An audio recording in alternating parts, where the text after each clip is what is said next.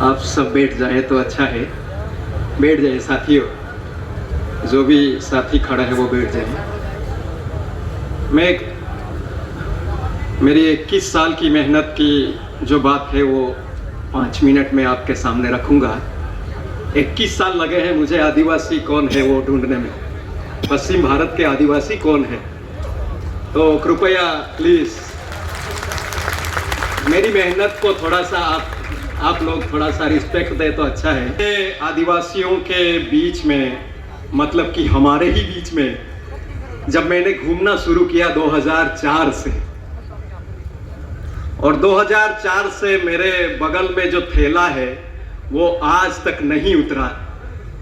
और मैंने 14 गायने बोलते ना, गायने हमारे गायने 14 गायने इकट्ठे किए हैं और असंख्य गाने, असंख्य कथाएं रिकॉर्ड की है मैंने। और उनके आधार पर, जैसे ये कहते हैं ना, बाइबल के आधार पे क्रिश्चियनों का इतिहास बोला जाता है, ये 18 पुराण के आधार पे हिंदुओं का पहचान की बात की जाती है। वैसे मैंने ये 14 गायने इकट्ठे करके आदिवासियों की पहचान की कुछ अभी तैयार की है।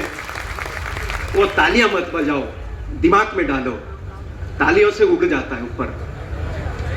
तो तालियां जब बजाना, तुम्हारे लोग जब आएंगे जिनके लिए आप, तो ये गायने जब मैंने अध्ययन शुरू किया तो इन गायनों में जैसे पूजा हो रही थी यहाँ, तो पुजारी अपना जो था वो कोलपासा का नाम ले रहा था। अब इन जितने भी पंडाल में बैठे हैं हम आदिवासी है, अगर किसी को पूछा जाए कि कोलपासा कौन है, ये बोलते हैं पुजारी कोलपासा, होली कोलपासो, ऐसे करके बहुत लंबा चलाते हैं। तो ये कोलपासा का कौन था? और दूसरा एक समुदाय इन कथाओं में जो आया है, एक कोल समाज, कोल प्रजाति का एक, उसमें उन गायनों में बात आती है कोल, नाम याद रखना कोल। तीसरा एक समुदाय है डावर।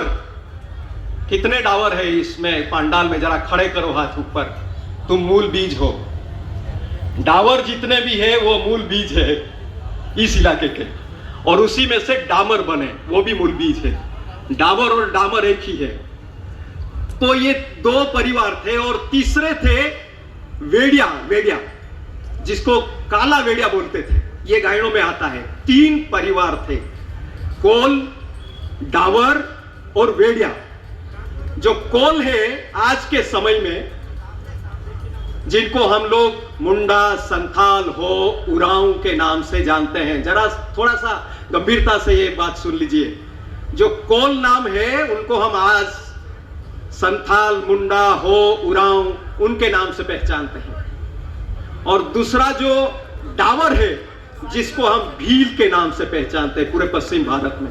और डावर से ही सारे समुदायों का विकास हुआ है। Please sorry. जो है वेड़िया, जो आज के श्रीलंका के मूल निवासी माने जाते हैं, वेड्डा, वही वेड़िया है। और ये 3 समुदाय 23,000 साल पहले, जब भगवान का बाप नहीं पैदा हुआ था,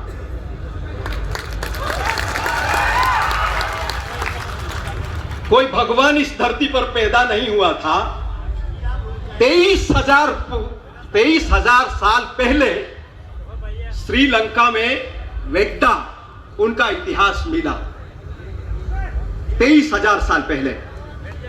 और एक बात मजे की सुन लो कि ये कोल, वेड्डा और भील, ये मध्य भारत के नर्मदा घाटी की प्रजाति है। यहीं से पैदा हुए हैं, ये कहीं आए नहीं और कहीं गए नहीं। बड़ा एरिया था।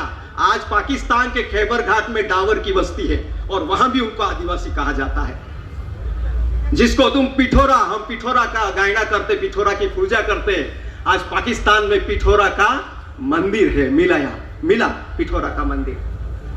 हिमाचल में पिठोरागढ़ नाम की पूरा एक क्षेत्र है। गायन में पिठोरा यहां से गया मध्य भारत से हिमाचल में, यह भी गाया जाता है। मजे की बात यह है कि ये तीन परिवार कोल, वेड्डा और डावर जो भील, उनकी सबका डीएनए एक समान है। कोल, वेड्डा और भील का डीएनए एक समान है। और ये मैं नहीं कह रहा हूं, जो डीएनए का अध्ययन करने वाले लोग हैं उनके रिपोर्ट है। और ये 23,000 साल मैं नहीं बोल रहा हूं, आर्कियोलॉजिस्ट, श्रीलंका के आर्कियोलॉजिस्ट बोल रहे हैं कि वेड्डा 23,000 साल पहले मध्य भारत से पलायन करते हुए वहां पहुंचे थे। अब एक और बात है कि धरती का बोर, अभी साइंटिस्टों ने धरती का बोरवेल किया है और उसमें ढूंढने की कोशिश की है कि हिम युग कब कब आया था। तो उसमें 2 बार हिम युग आया था, उसका जिक्र हुआ। एक 23,000 साल पहले और दूसरा 14,000 साल पहले हिम युग का, और 11,000 साल में हिम युग का अंत हुआ, जिसको हम लोग राजा पंठा, वीना देव, रानी काजल, कंदू राणो ये सब नाम देते हैं। ये 12,000 साल पहले के आपके पूर्वज हैं। और इसलिए ये जो मैं 5 मिनट में आप लोगों को सुना रहा हूं, इसलिए मैं सुना रहा हूं, 2018 में संसद में डीएनए का कानून पास हो गया है। आप गंभीरता से इस बात पर सोचिए, 2018 में डीएनए कानून मंजूर होके रखा गया है और उसका अभी इम्प्लीमेंटेशन शुरू हुआ है गुजरात में। गुजरात सरकार ने 17 आदिवासी समुदायों का डीएनए सैंपलिंग टेस्ट का कार्यक्रम शुरू किया है। अब आप सोच लीजिए, 3 तरह के डीएनए सैंपल इस मध्य भारत के आदिवासियों के ऊपर, ये कोल और वेड्डा के ऊपर हुए हैं। उसमें 50% डीएनए हमारा मिश्रित है। मतलब ये जो पंडाल में हम लोग बैठे हैं उसमें से 50% गैर आदिवासी माने जाएंगे।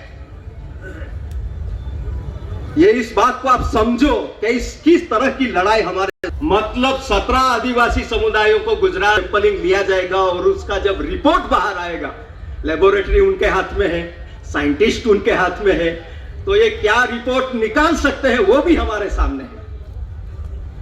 तो इस तरह से एक अपना जो इतिहास है पश्चिम भारत का मूल, जैसे हम कहते हैं ना मूल बीज, उस मूल बीज का ये छोटा सा इतिहास मैंने इन कहानियों में 20-21 साल के अध्ययन के बाद निकाला है, जिसके साथ साइंस और अपना मौखिक इतिहास जुड़ता है।